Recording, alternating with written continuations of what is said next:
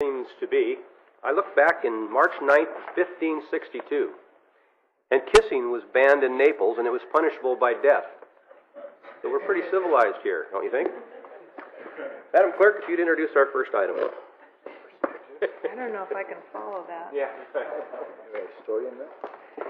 Item D1 is consideration of a letter of support of PG&E's application to the California Public Utilities Commission for funding of 3D seismic mapping studies concerning Diablo Canyon Nuclear Power Plant. Recommend approval and instruct chairperson to sign. Thank you, Madam Clerk. Who's going to make a presentation on this? Mr. Hill, you brought this forward? Yeah, this is pretty straightforward. The PG&E has applied to the Public Utilities Commission to receive funding through ratepayer charges to conduct these supplemental seismic studies. I think this is universally supported, maybe not universally, but certainly by regulatory agencies and legislators and the company itself and myself. So I would hope that we would all join and support their application to conduct these studies. Thank you, Mr. I have one request to speak. Any other comments at this point? I'm going to open it to the public. I have one request to speak. Mr. Scholes.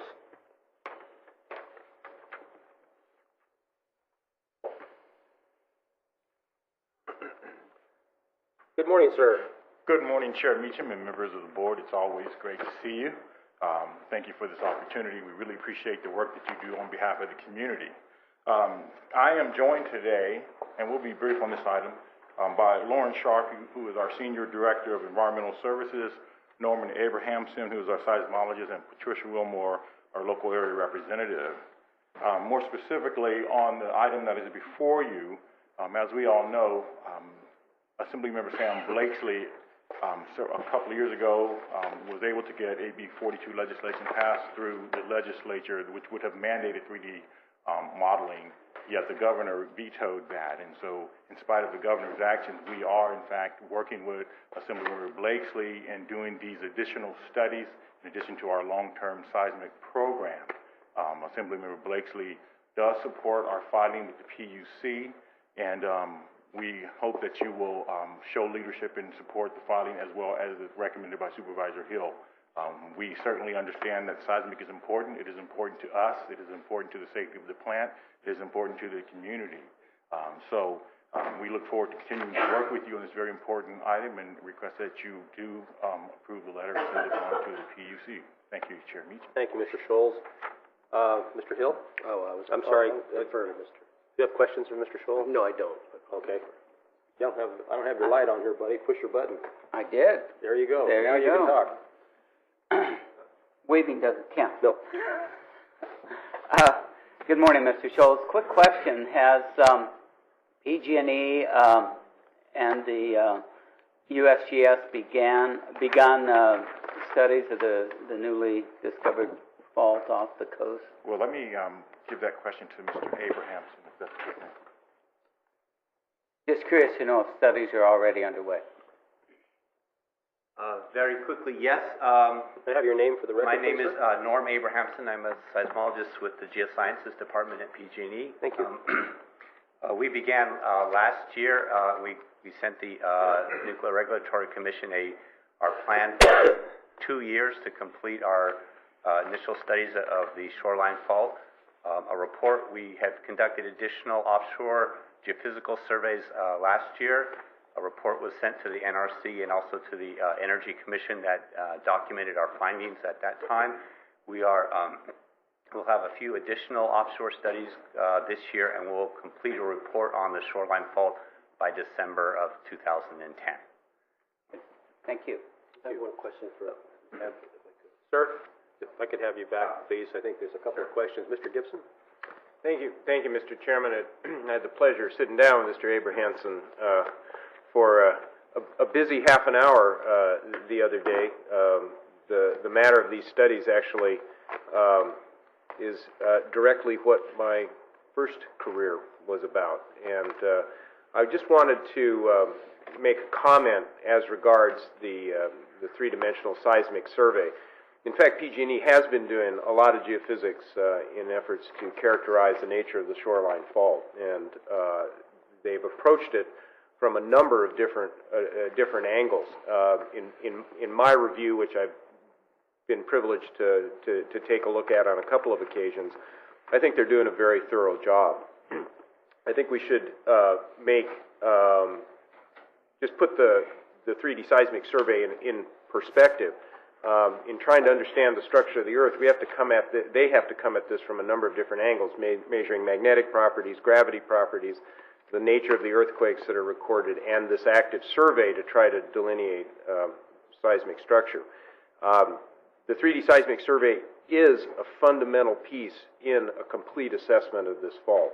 But I think we ought to just understand that it is one piece in many pieces, and it is the totality of these different data sets and their interpretation that's going to be important in understanding exactly the characteristics of that fault and how PG&E and the regulatory agencies are going to need to respond to that particular physical situation. I think we'll talk a little bit more about this in the next item, but I just wanted to offer that bit of perspective on the importance of this particular study. It's nice to have a scientist on the board. Thank you. Mr. Hill? Yes, thank you, Mr. Chair. Mr. Abramson, so just to be clear, the company's final report on the shoreline fault will be December this year, is what you're expecting? That's we promised the NRC our characterization of the shoreline fault, addressing three particular issues. One is, what is its spatial extent? Does it connect up to the Hosbury Fault? Does it go to the southeast? What is its location offshore? How far offshore is it?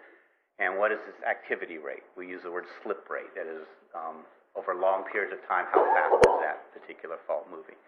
So far, we have now, through our work last year, we have found the surface, we believe the surface trace of the fault offshore, so we now have a location for that based on detailed bathymetry data, which was collected, and we have also been able to map out what we think are the segments, the spatial extent of the fault, and our focus this year is trying to get at the activity rate of the fault, looking for offsets in the geology offshore that we can tell how far the fault has moved over periods of thousands of years. Now, in the long-term seismic program update that you're conducting, which I believe your company said is going to be completed in 2012, are there additional matters related to this particular area, this particular fault line that will be part of that?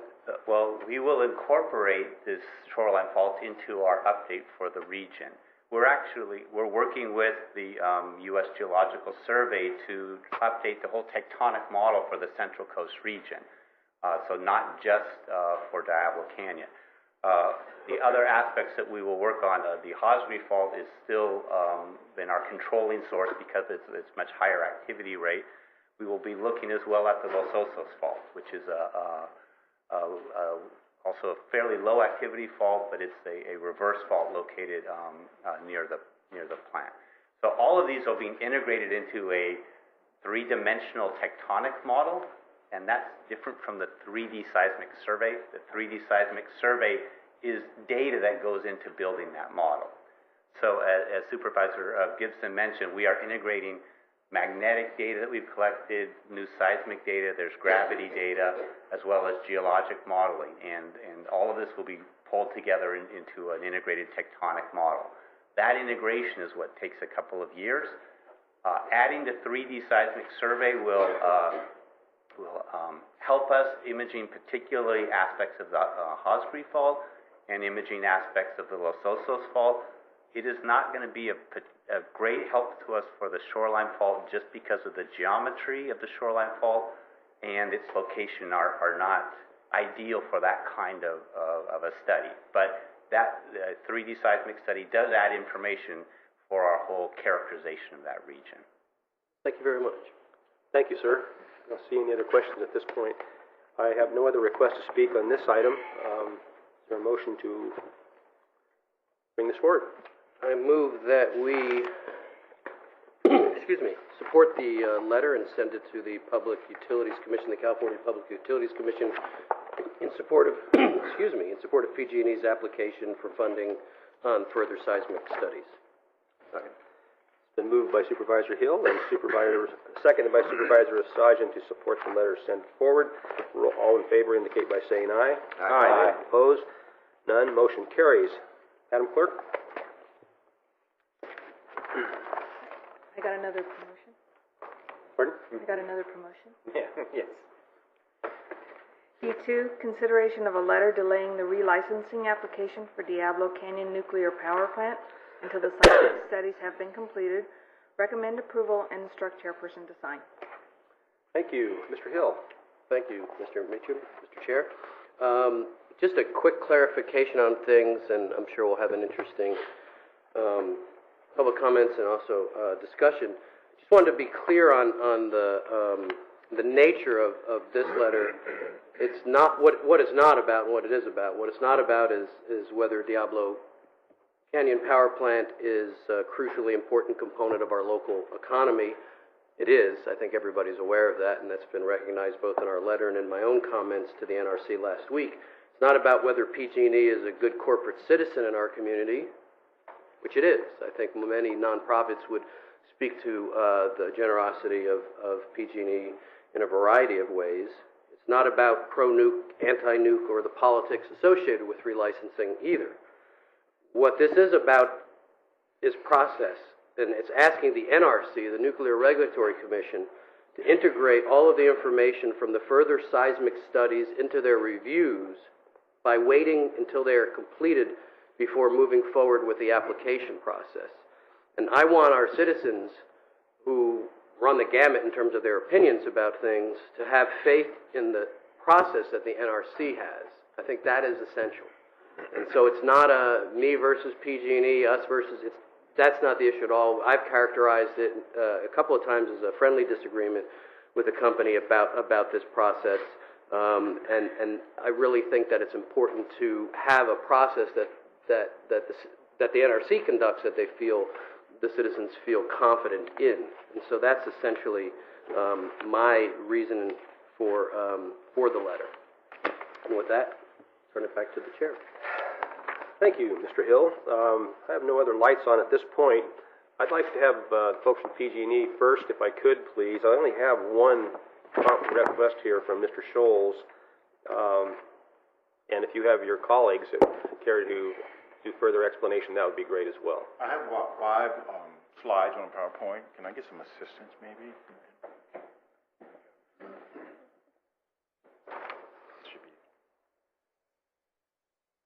Thank you, Chair Meacham and members of the board. It's, again, good to see you this morning. And as I had said earlier, we do have several people here from PG&E to answer questions. We want to make sure that you have accurate information should you have any questions. I had talked about Lauren Sharp, who is our Senior Director of Engineering Services. Lauren oversees both the Geosciences Department and our license extension process. So he can answer technical questions should you have any. We really want to talk about the implications of the letter that you are under consideration right now. And I would say that Supervisor Hill is correct. It is a friendly disagreement. We certainly enjoy working with him as we do enjoy working with all of you. But we certainly want to make sure that we understand the implications not only on the process, but also on the economics and the potential environmental effects. It's easy to say it's a minor letter and it's in a process, and we understand that the NRC will make that decision, but we feel like it is a policy issue before you today, and we needed to come here today and at least explain what we believe and fill out the implications. So, Cammie, which one is this to advance? Okay. So who are we? I think I went through this earlier. I don't need to expand on that. So why now? If we're talking about process, the NRC regulations specify that we must apply after 20 years of experience of operating the plant and at least 5 years prior to the expiration of the existing licenses, which creates a 15-year window. We are within that window now. The California Public Utilities Commission directed PG&E to make application in this process by 2011. And as you know, we went through a feasibility assessment. We, in 2007 to 2009, and after going through a robust study, decided that now was the time to file for relicense. And also, in that investigation, we found that there was one space in the licensing queue available for PG&E at the NRC before 2014. 2014 is a critical date because the state and PG&E need about a decade to understand exactly where that next kilowatt is coming from. And so when we talk about windows, we need to know by 2014 whether Diablo Canyon is going to be allowed to continue functioning, or if we are going to have to replace this large base load of energy in the state and in our region. This is also a very complex and we hope it will be a parallel approval process. This chart pretty much demonstrates what the parallel approval process will look like. At the top, you can see, and I hope this is legible for you, and I hope for the public as well. But you can see we did the feasibility study in May 2007 to 2009. We prepared the application. That took about 3 months, and that was from June to November 2009. We are now in the NRC application process, which began in November, and I'm sure many of you know that there were public hearings at the Embassy Suites in which, in February, there was an overview of the process and the timeline. In March 3rd, there was an opportunity for the public to give their concerns of what should be in the environmental document. We know when we believe they will have many opportunities to give input. Next to that, or below that, we have to go through the Coastal Commission because it is a coastal zone management issue. And so this is going to be a rigorous process with many governmental agencies. And even though the NRC says they believe it's going to take 22 to 30 months, we believe it's going to take a little longer than that. And at the bottom of the top slide, you'll see we talked about the additional seismic research, which you just approved a letter of support. Thank you very much for that. All the way at the bottom is the long-term seismic program that we had talked about a little earlier.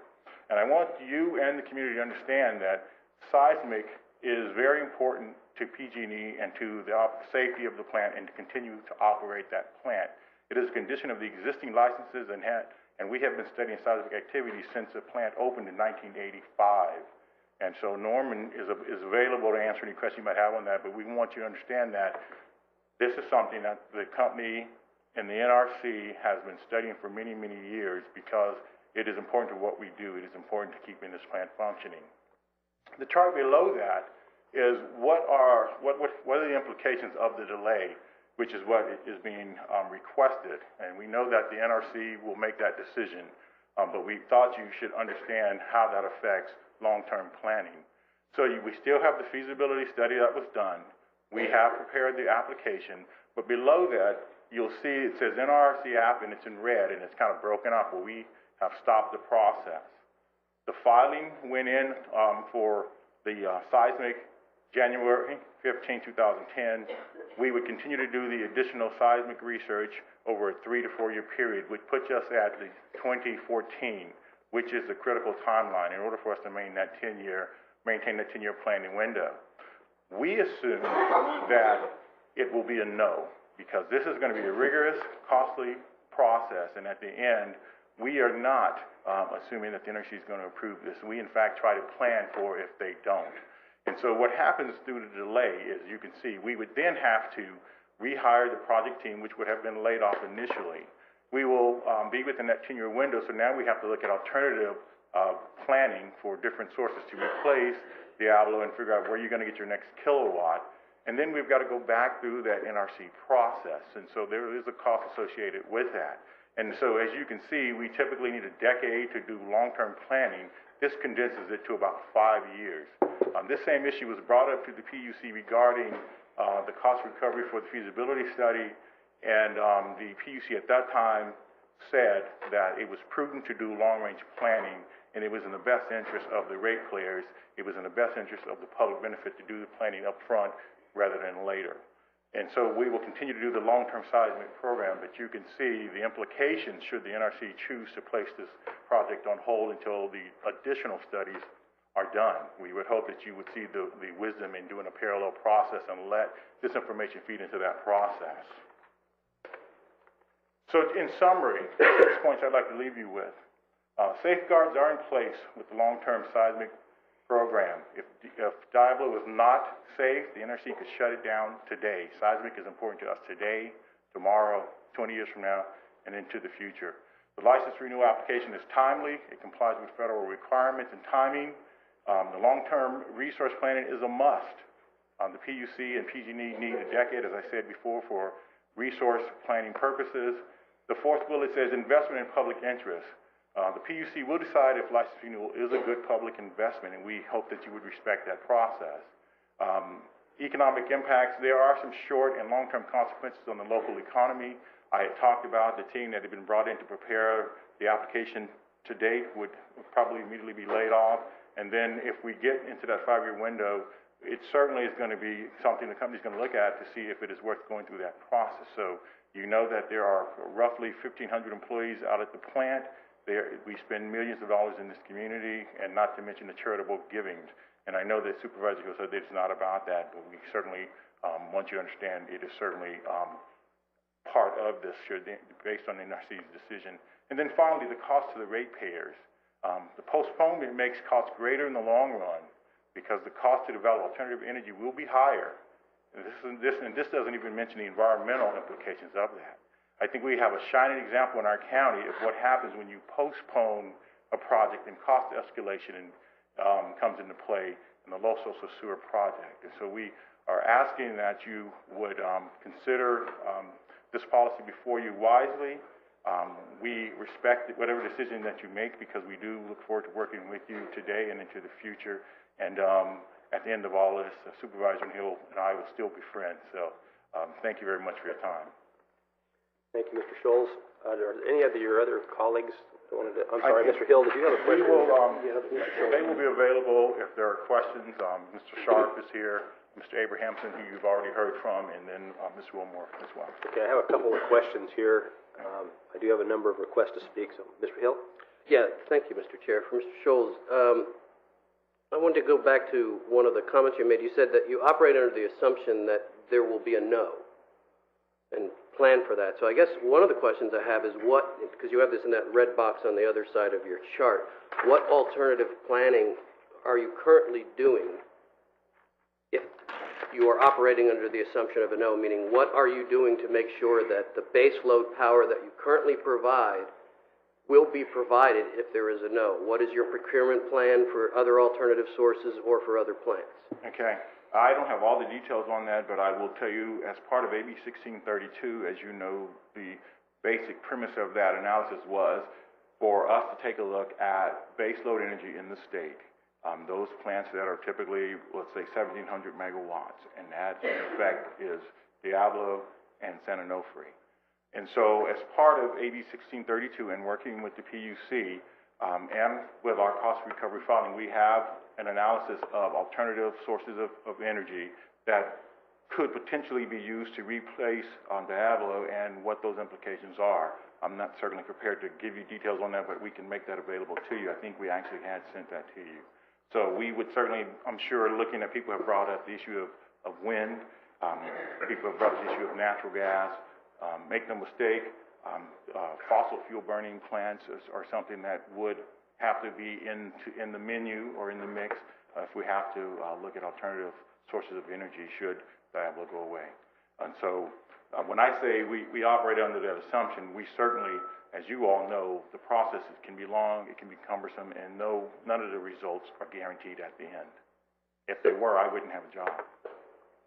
So when your chart, when you put the alternative planning in that red box, which would result if the NRC were to delay the continuation of the application, what further alternative planning? If you're telling me that you already have alternative plans in terms of how you would replace that base load power if in fact there were a no. We have identified, but we have not gotten to the great detail of really how those would be developed, where they would be developed, how long it would take to be developed. And I would offer to you and anyone that if we are 5 to 6 years, if you believe we can get through a entitlement process, a regulatory process, and build a plant in 6 years, I think it is that's misleading. We're not confident that can be done. And I'll see if Lauren, do you have anything you want to add on this?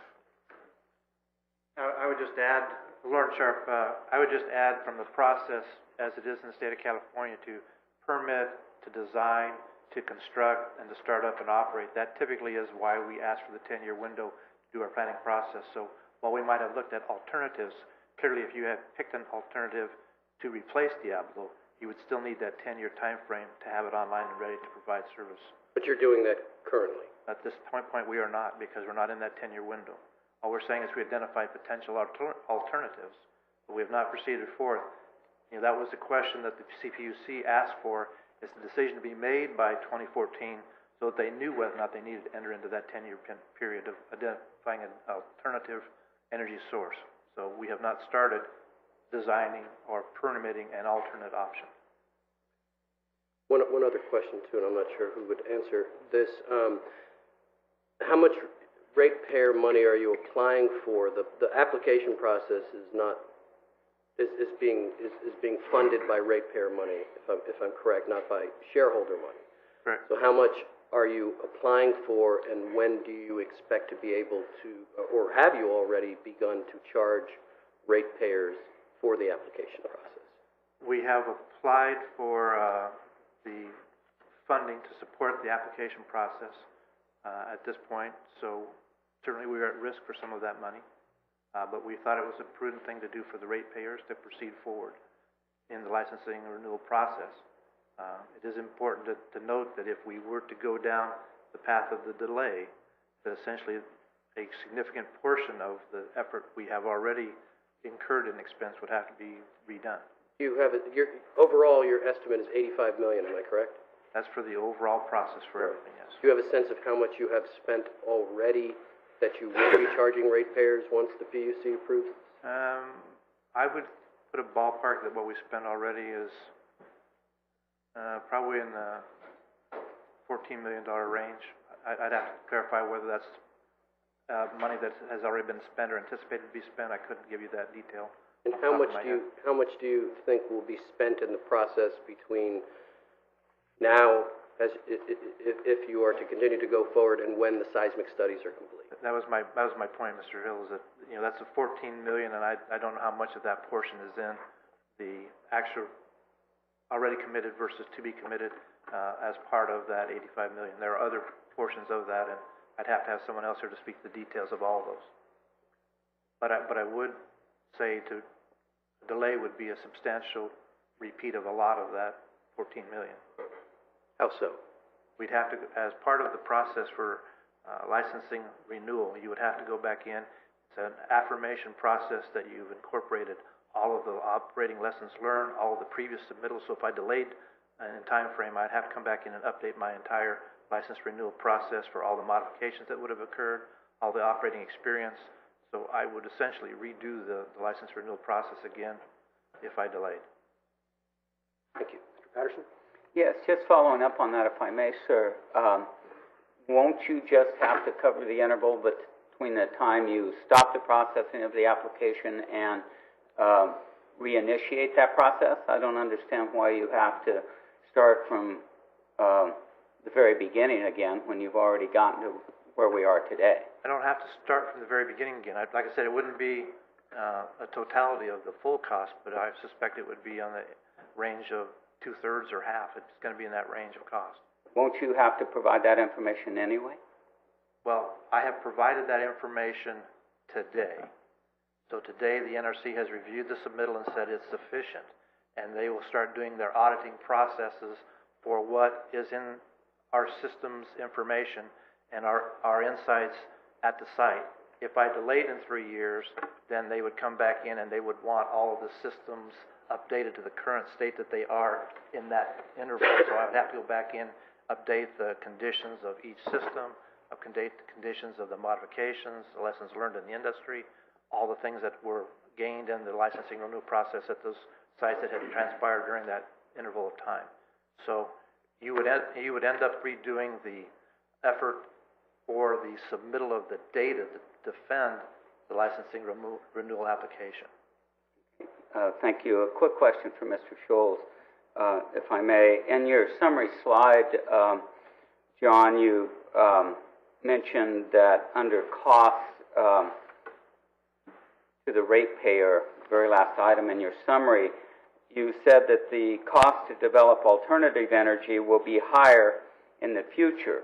And what I'm seeing in the industry today is that the cost for renewables and the cost for energy efficiency programs are declining fairly rapidly. And so my thinking is, relative to the improvements in technology and the implementation of energy efficiency and conservation, we'll find in the future that the cost is actually going down. And currently, PG&E customers pay some of the highest energy rates in the nation. And I'm thinking that, it may actually be to our advantage to wait and start implementing more of this energy efficiency and renewable energy technologies. So I'm curious to know why you think waiting will actually drive up the cost of energy when we're seeing the opposite occur.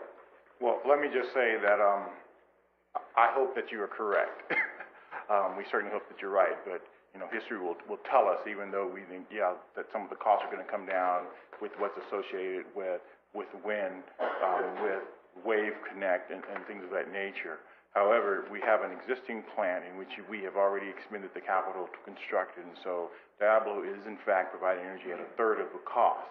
And so while the cost may still come down, we still contend that the cost to build new plants, no matter where we put them, to get them online, to go through a very cumbersome regulatory process, will continue to add costs.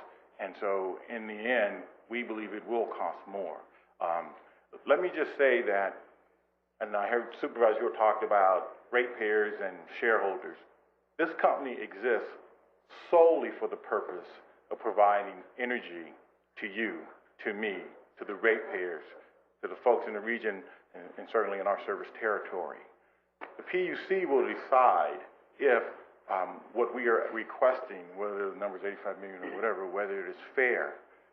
But at the end of the day, that when they were asked to delay the feasibility study, they said that it is in the benefit of the public and the benefit of the ratepayers to go through this assessment now, to spend the money today so that we have a long-term reliable source of clean, cost-effective, and safe energy.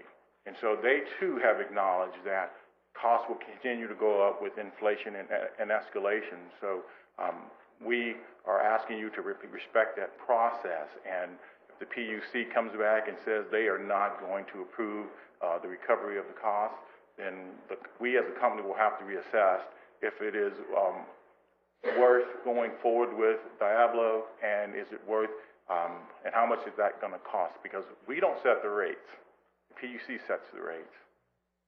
When you speak, Mr. Scholes, of constructing new plants and the cost of building new plants, are you referring to the nuclear plants, or are you referring to, solar or new technology? We're basically talking about new technology. This gets into that alternative planning process, and so we'll be looking and seeing what that needs to be. We haven't determined whether it's nuclear or whether it is any of the other applications you've talked about. Very good. Thank you. Thanks, I have.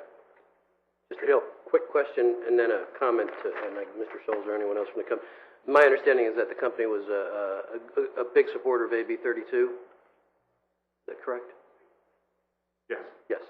Okay. So it would assume that my comment would be that as you look towards alternative planning, just as a business decision that you should be looking into, if you're assuming a no, you want to make sure that you're going to be able to provide that baseload power, that you would be looking to only towards procuring power from renewable sources.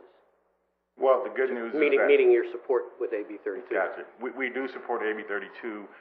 Renewable energy and energy efficiencies are certainly things that are very important to this company. And the really good thing about the NRC process, as you know, with your process, the environmental document will in fact look at alternatives and will compare it to what is existing. So we will continue to get more information that will feed into our decision and hopefully feed into the NRC's decision and ultimately your decision. Thank you. Thank you. Thank you, Mr. Scholes. And there may be follow-up questions at the very end of public comment, but we'll go into the public comment at this point. Willow Walking Turtle, please, will be followed by Eric Greening.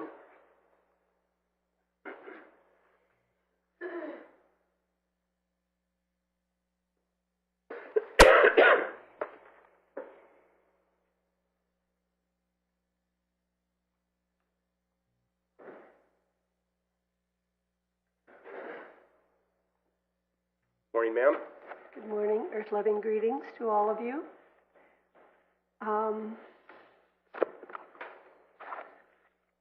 want to expand your process a little bit, and I want to discuss some of my impressions of what happened at the NRC meeting the other day, some omissions and commissions that I think we need to consider.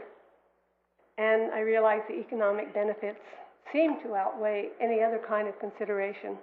But there's some things that, at that meeting, the advocates of nuclear power, I never heard one speaker discuss the seismic issue. I never heard one speaker talk about the health issues that exist in our community and for communities that live around nuclear power plants. And they're not safe places. I'd like to recommend, I have two books I want to recommend. This one is called The Enemy Within, and it didn't deal with nuclear power plants here in California on the East Coast, but the cancer rates in communities around reactors and the airborne emissions that come from nuclear power plants. I'd like to know what kind of emissions are coming from Diablo. I know people who work in motels in Avila, and 10 people there have cancer of some kind or other, and many of them do not smoke. Another thing that I felt an omission, not talking about the Price-Anderson Act, which absolves nuclear power plants from liability in an accident. Who will pay when we do have that earthquake? It will be us. And that Price-Anderson Act, I think, needs repealed. And we've discussed it and visited it many times in the past. But I think we need to readdress the Price-Anderson Act. Also, I want to talk about, I didn't hear very much discussion except those of us who feel very concerned about our community and the beauty here. And I want to introduce to you a book, and to Mr. Scholes particularly. It's called Solartopia, written by Harvey Wasserman. And it has a picture in here of Rancho Seco and their parking lot.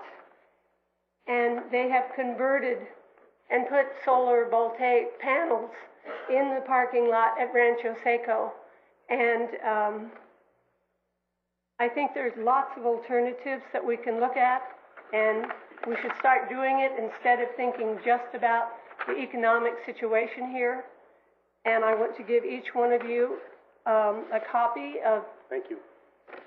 Harvey Wasserman's publication. Thank you, ma'am. Eric Greening, please, followed by Sandy Jack. Thank you. I am Eric Greening, and I'd like to thank Supervisor Hill both for the original idea of the letter and for the line of questioning about, if you're assuming the answer is going to be no, why are you not planning for it now?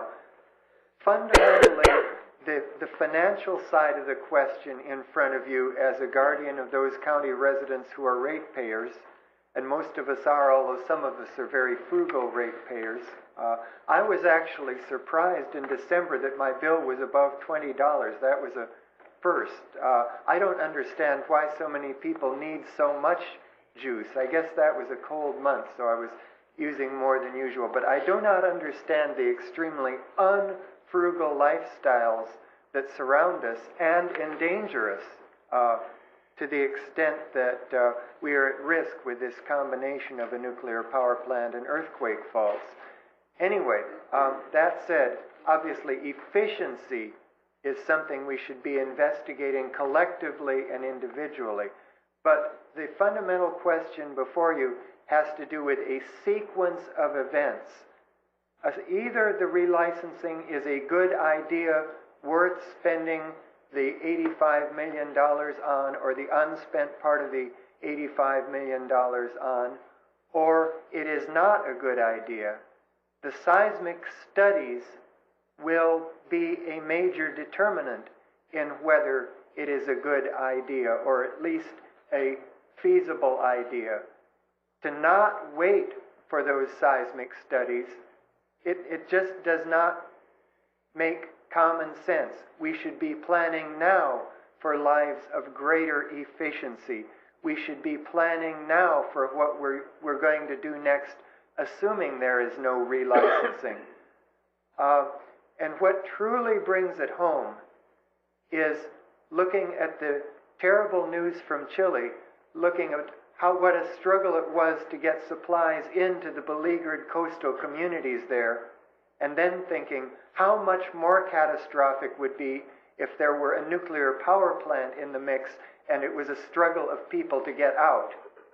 I realize we don't know of anything out there capable of an 8.8, but I also realize there's a lot we don't know.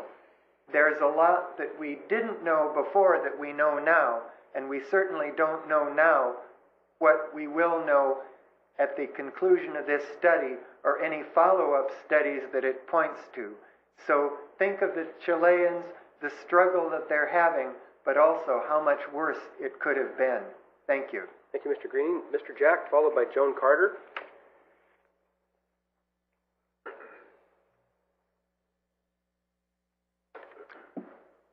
Chairman Meacham, Supervisors, my name is Sandy Jack.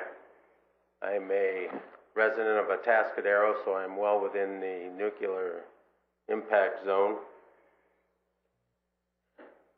I'm also a planning commissioner at Atascadero, and I attended the NRC EIR scoping meeting. And my understanding of an EIR is to take into consideration all of those incidents that may impact the environment. Well, obviously, the seismic study is part of that evaluation process, and I see no reason for a delay that could cost not only the county money and the individual ratepayers money, when you can make it part of that overall EIR process and taking it into consideration with each and every other aspect of the environmental that the environmental impact review will cover. I'm certainly concerned about the safety not only of myself and my family, but everyone else in this community. And I just cannot possibly believe that PG&E or the NRC would not take all that into consideration in making their final decision. I see no useful, I see a delay as being really costly. True, alternative energies in that are an alternative, but frankly, without the government subsidies that they're getting, they're not competitive at all. Now, truly, as time goes on and technology improves, yes, some of those will become more competitive, but the question still remains at what level. So I would recommend that you rely on the EIR process and ask the NRC to include the seismic study to run concurrently with the application process that PG&E has for the relicensing of the Diablo plant. Thank you very much. Thank you. Joan Carter, followed by Liz and Bonnier, please.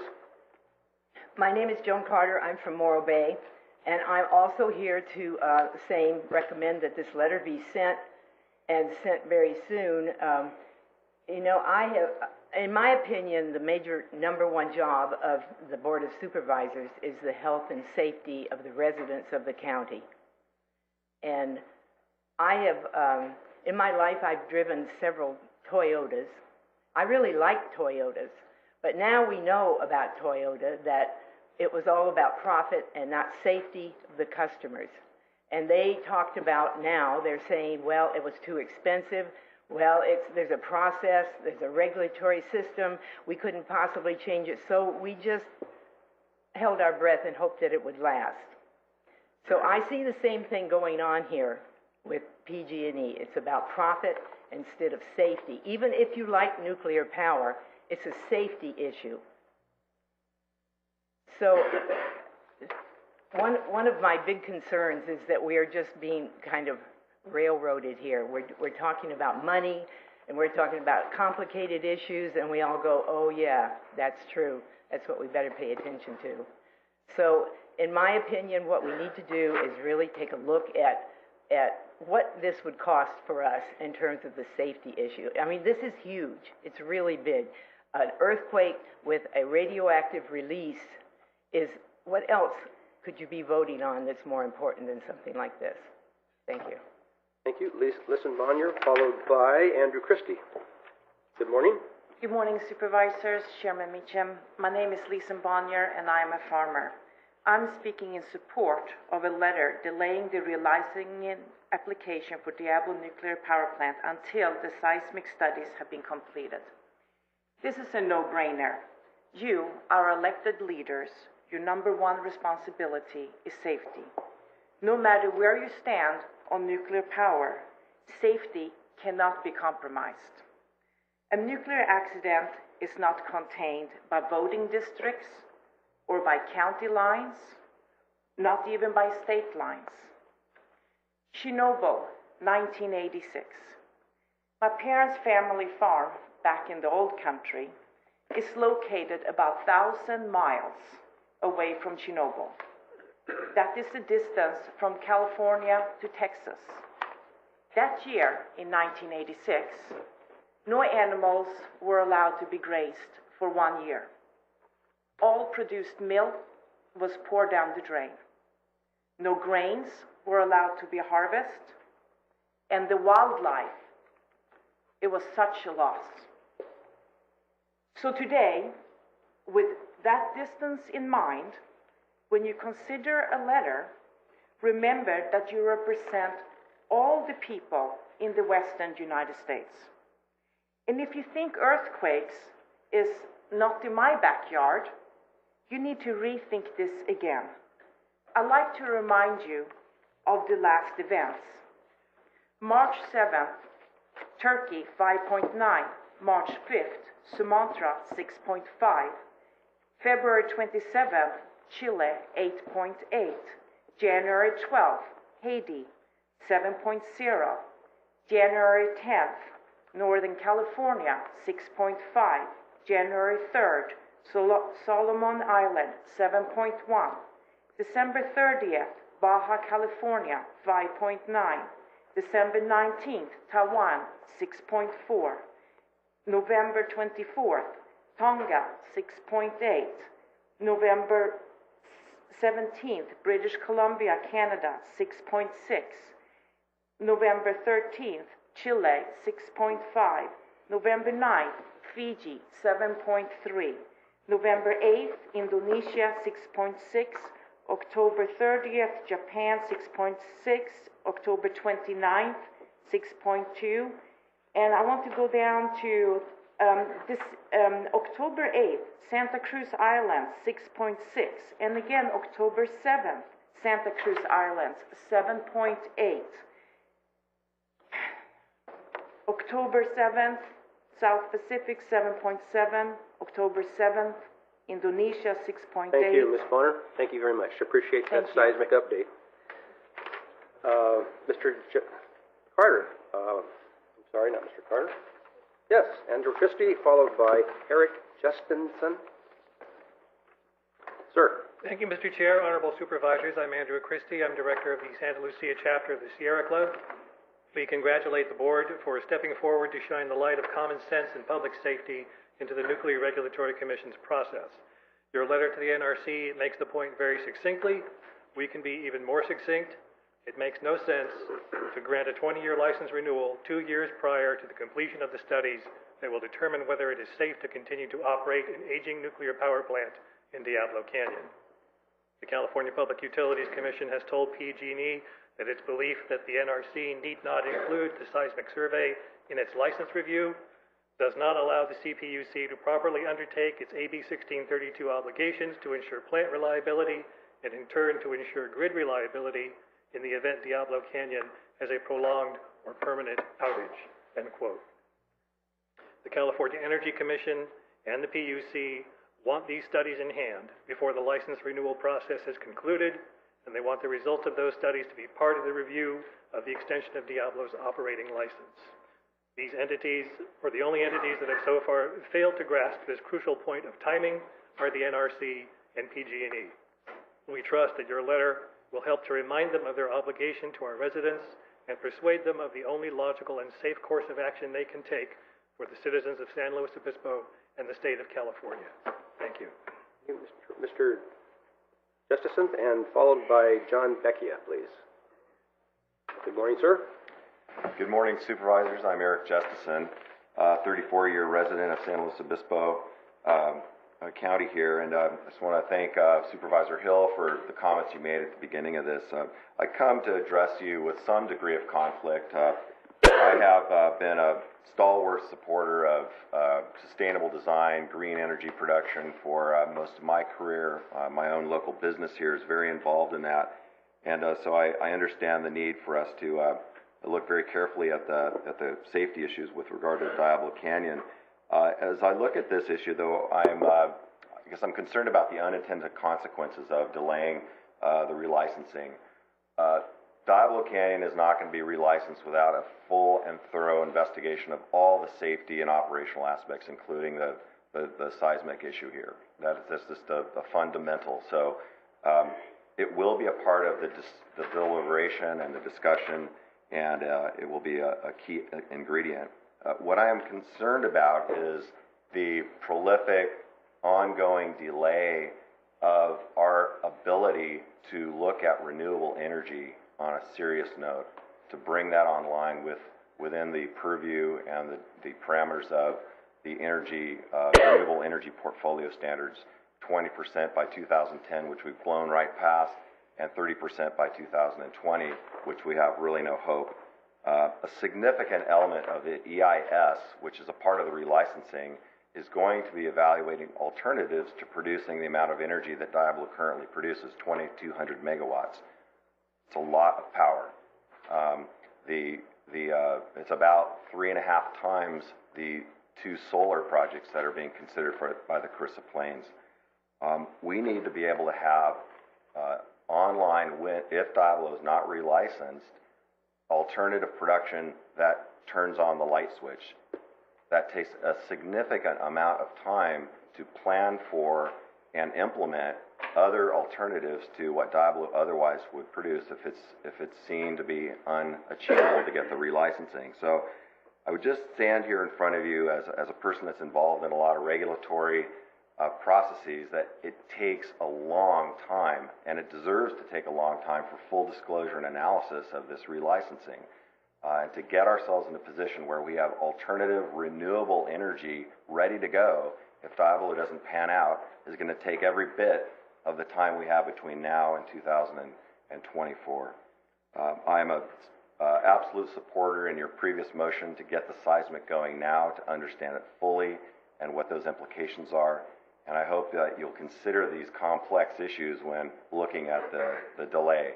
I see no reason that we can't go ahead in a concurrent process to fully vet all interests. Thank you very much. John Becchia, please. Good morning, Supervisors. Thank you for allowing me to speak. I'm John Becchia. I'm from Santa Margarita. I teach up in Paso Robles. I want to voice my support for the resolution asking that the seismic studies be done first. It's only common sense that someone would want studies done first before a relicensing decision takes place. For those of us who have been involved over the years in this issue, I would just remind us of a couple historical facts. One, that nuclear is in fact subsidized much heavier than a lot of other energy alternatives that are out there. And in fact, it's a dead industry until recently that some new subsidies are coming out on the table. The other thing I want to look back at is when the NRC has come to town for numerous meetings, they are not our friends. They are folks that don't live in our neighborhood, and it's not like our board that cares about our neighborhood and our county. And so we appreciate you taking action on this. And thirdly, I'd like to close just saying that the history shows that when the Hosgre Fault came out, that PG&E was not forthright about that information. And so I think history speaks for itself. So thank you for putting forth this. Thank you. That was my last request to speak from the public. Come back to the board for discussion or questions. Mr. Hill? Thank you, Mr. Chair. I had a question, if Mr. Abramson, I guess, could speak to it, if that would be okay with Mr. Chair? Yes, absolutely. Okay. I wanted to get clarification on one of the public comments, if I could, sir. I believe it was Mr. Jack who said that the additional seismic studies that we agreed to support you in your application to the PUC they are going to be part of the NRC's review regardless of this. My understanding is that is not the case, that the NRC is not requiring these additional seismic studies in both their environmental and safety reviews. Could you comment on that? I can make one comment and then maybe you can help. Our seismic studies that we are conducting now are studies that we have done voluntarily. We decided that we have, in the last 20 years since the last big report was written, we have conducted updates continually, and we thought this was a good time to summarize all that into a new major report that puts everything together in terms of what is the seismic environment here. So we are not operating under any NRC order to do these studies at this point. I mean, we are conducting them as part of what we have to do for normal updates on seismic safety. You can probably answer better what we need to do for the. To answer the question more succinctly is we worry about safety every single day. That's why Norm and his group work on seismic issues, and we have a commitment to do that regardless of whether we've submitted license renewal or we are approved. So from that standpoint, we look at it every day.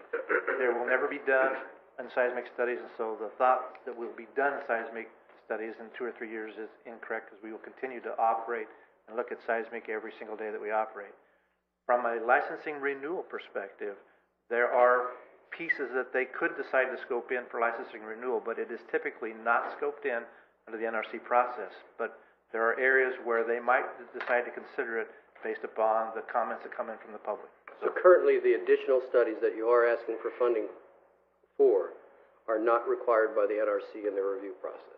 They're not required by the NRC in any process, be it in operation or in licensing renewal. It's something that we asked for because we thought it was the right thing to do as a utility. I can add just real quickly, nor are they mandated by the PUC and the California Energy Commission. They have not been mandated. There was not a requirement that this additional seismic studies be done prior to submitting for license renewal. They were recommended. That is inferred in the letter, and so I want to make sure we clarify that. The other thing, just to quickly talk about the process, and I talked about the 14-year window, and I used the term earlier about the slot that we have. It is not as simple as delaying a process, getting additional information, and then coming back and restarting that process. At the federal level, they tell you you have a window, or you do this now, or you must wait, let's say, another 5 years or so. So it is not as simple as saying, let's stop this, let's get more information, and then go back. So we want you to fully understand the implications of what is being advocated. And I would like to just conclude that you obviously are free to do whatever decision you want, and we respect that, and we'll continue to look forward with you, just to make sure that the action that is being taken is for all of the ratepayers and all of the citizens. Because I think if you are out talking to folks in the community, they understand the value of long-range planning and getting this process underway today rather than waiting. Thank you. Mr. Sajan? Mr. Schultz, sir. You touched on it, but one of the last speakers made a comment about relicensing decision to be made prior to study is in place. And my understanding is, regardless of our decision, the study will be part of the decision-making process. Am I correct by saying that? Well, you are mostly correct, and I could have said just, we were trying not to get into a lot of details, but as part of the license renewal process, there is the environmental component, and then there's the safety component. And I think someone had talked about an aging plant. And so the safety component really is an analysis. There are inspectors on site, is to look at how has that aging been managed, how have we done in updating the moving parts in the plant. And Lauren can talk to this a lot better than I can. But yes, we are doing seismic studies. We are doing this continually.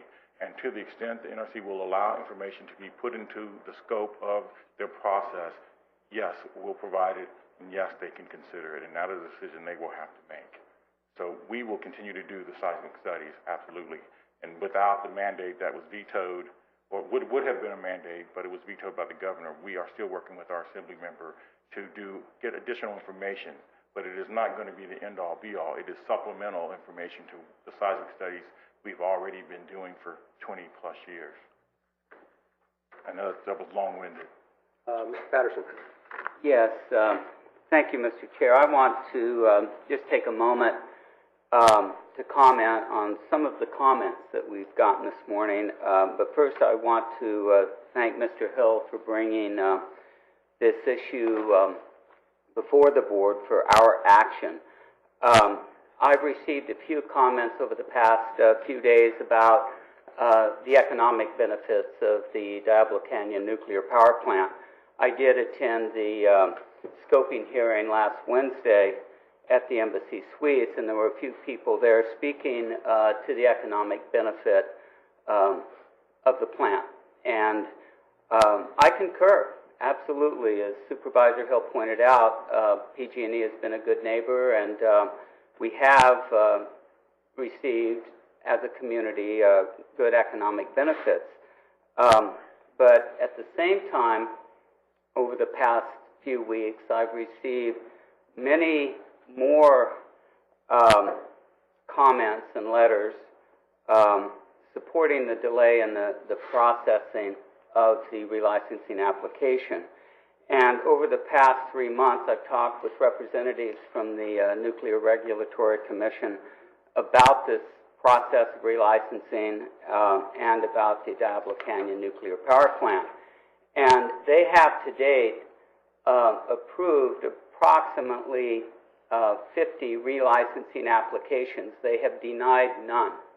And I was told that it takes only about 2 years to 3 years to process an application. And they've made that comment to PG&E. And in fact, the people at the NRC that I've spoken with were actually surprised by the early application by PG&E. And let's be clear that the plant is licensed to operate through 2025. The concerns about the economic loss of the plant isn't going to happen anytime soon unless there is some unforeseeable incident that occurs at the plant that would shut it down. We're going to have another 15 years of the economic benefit at a minimum of that plant. So I don't think that those arguments are really germane to the conversation about relicensing at this time. PG&E has stated that if there was a seismic threat to the plant, that the NRC would shut the plant down immediately. And my comment on that is that we simply don't know, given the discovery of the new shoreline fault, what the seismic threat is. So that's sort of an empty promise, if you will, that the NRC would shut it down immediately. They don't know what the threat is, and we don't know until we do those seismic studies. And I don't think that we should put expediency before the health and safety of the citizens of San Luis Obispo County. And I do believe that it is both physically prudent and politically responsible to request that the NRC hold the application for relicensing until we get those seismic studies completed. My concern is that the farther down that path we go and the more money that we invest in the relicensing process, a process that is estimated to cost $85 million, we will be less inclined, if we do get information that is potentially a safety threat, to back off. We've seen that happen before at the plant.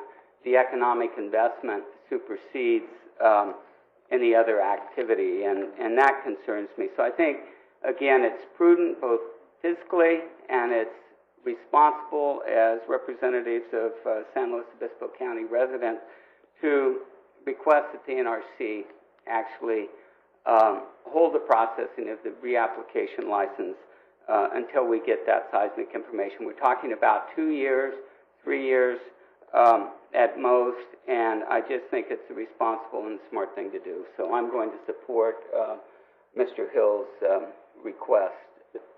Mr. Gibson. Thank you, Mr. Chairman. Mr. Patterson and Mr. Hill have made many of the points that I would as well. I'm in general agreement with them. I appreciate, in particular, Mr. Patterson's perspective. Yeah, this plant is licensed, and we expect it to continue operating until 2025. And yes, it is a cumbersome and complex process to consider relicensing, but I believe there is time to do this right. Let me state very plainly, I have no doubt of PG&E's commitment to safety. I have great respect for Mr. Scholes, Ms. Wilmore, and the folks that I've met that deal with those issues for PG&E. Similarly, I have no doubt as to the skill of the technical experts, Mr. Abrahamson and others that I've talked to. As I said before, I think are doing a very careful and thorough job in the analysis of the seismic issues. Still, the shoreline fault is a significant geologic feature, and I believe it's absolutely essential to have a full assessment of that feature before we get into the question of relicensing. We heard comment that the NRC doesn't need to scope that in necessarily. I believe it's absolutely essential that they scope that in, and I think there's probable cause to do that based on studies that have already been performed. I think that the proposal by Mr. Hill is only common sense given the potential impacts of this power plant to the local residents. Much has been said about the positive economic impact. I agree. It absolutely is true. The local residents here also bear the risks of safety issues at the plant. Again, I don't doubt PG&E's commitment to operate a safe plant, and their operation has been excellent over the years. But we also deal with the nuclear waste stored on our coastline. It is a big deal to have that power plant in our county. I'd observed to my colleagues that this board has limited authority as regards the operation of that plant, its existence, its ongoing existence. But I do believe we have an obligation to the residents of this county to speak on their behalf. And I believe that what Mr. Hill's put forward here is good common sense. I'd also observe to my colleagues that we are not today exercising what authority we have. This is a matter of advice, and to me it's a matter of advice on the proper focus as this matter moves forward. I do realize that our view may be inconvenient for PG&E. It may impose some reorganization of their work efforts if our advice is taken. It may impose something on the statewide ratepayers that are served by PG&E. But in this instance, I've come after a lot of careful consideration to see my duty in this particular matter to represent the concerns of our local residents in terms of a logical progression of study, feeding into consideration, feeding into making a decision on the matter of relicensing. At a point that we get to a motion, I will defer to Mr. Hill on that. There is one sentence that I would like to add, because I do believe that these seismic studies, when they're completed, need a measure of independent review. I think that's a good process that will, perhaps counterintuitively speed the process if we can have independent review. I do have a sentence to propose at a point when that's appropriate. Okay. Well, I'm going to weigh in then at this point. I'm not going to support the letter, and the reasons I am not. This can go parallel, and I have no argument whatsoever, and I appreciate Supervisor Hill bringing forth the issue of a parallel study. I think that the parallel study could be done. I think it will be done. I have no reservations about the safety aspect of this, because this could be closed down at any point in time, and PG&E, of anybody, wants to know that. They want to know that right up front. Is there a problem anywhere along the line so that they can stop what they're doing? So I think that is in place. Somebody, I think Mr. Green, made the comment about lifestyles. I hope we don't get to the point where we have to regulate lifestyles, although maybe in some cases we should. But when we start talking about safety, I'm comfortable with this. Some don't like the nuclear issue, some do. It's very interesting to see from the federal level now, kind of going back into the nuclear age. They're going to be supportive of trying to find nuclear power plants. That's going to take a decade to get through a process to get one of them built, if in fact they do. From the regulation standpoint, we sit up here and we talk about, and others have said, this is common sense, this is a no-brainer. Well, I've heard that said about other things that have been done that should have been common sense applied and simply wasn't. So I kind of take a little bit of an issue with that. From an alternative energy issue, I think PG&E is one of the biggest supporters of alternative energy. They have supported these solar projects, from what I understand, trying to find the means to provide additional power supply. And from what I understand as well, it's about 20% of the power that we have, California has provided from Diablo Canyon. I don't see any problem going on a parallel track with this. I do have a little bit of an issue if we stop the relicensing application and then kick it back in place later on, that we may have unintended consequences there that we may not like. So I can't support this letter, although I appreciate my colleague bringing it forward. Mr. Hill?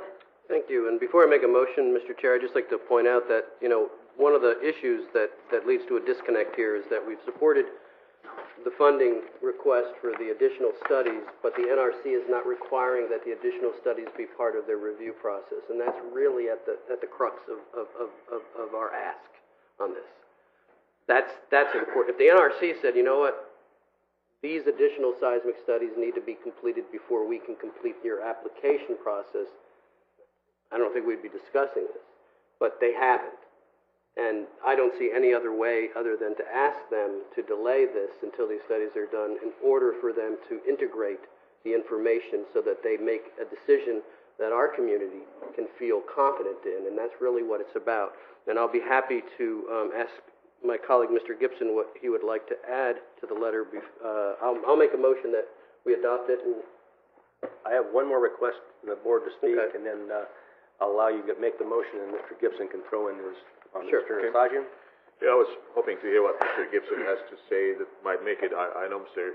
Hill brings a concern, a legit concern, but I'm of a feeling after what I hear the PG&E folks tell us here today that this can move forward in concurrence with the licensing and the studies. I believe that what comes out of the study can impact the decision made by the NRC in the future. Okay. Mr. Gibson, did you want to add something for Mr. Hill's consideration? Thank you, Mr. Chairman. In the first paragraph of the letter, the second sentence respectfully requests the NRC to wait, begin processing until the seismic studies for the plan have been completed. I would propose adding one sentence to the end of that paragraph that reads as follows: when completed, we urge that these studies be reviewed by a panel of independent experts.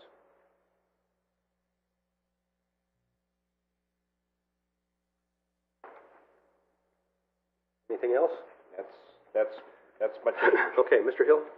I'd like to move that we adopt the letter with the amended sentence added by Supervisor Gibson.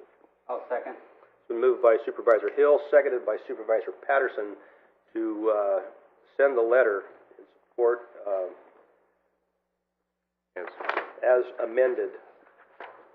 Roll call. Let's take a roll call on this. Mr. Hill? Yes. Mr. Patterson? Yes. Mr. Gibson? Yes. Mr. Sajian? No. Mr. Meacham? No. Okay. Let's take a break. We'll be back at, boy, we're really running behind here, and we've got a number of folks that want to speak on the next item. So let's take 10 minutes. We'll be back at 5 till.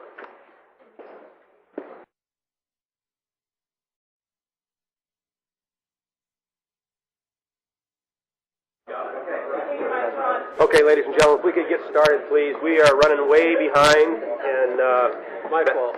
Madam Clerk, if you would please introduce the next item.